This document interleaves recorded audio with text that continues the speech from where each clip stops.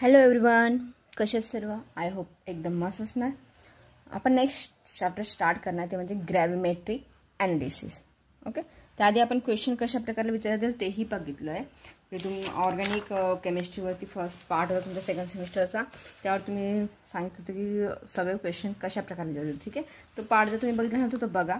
जे पण important question आहेत सगळे ते तुम्हाला सांगितलं. ठीक आहे, आज आपण बघणार gravimetric analysis chapter number 3 unit 3. ठीक आहे, आता याच्यामध्ये सगळ्यात एकदम इझी टॉपिक ह्या.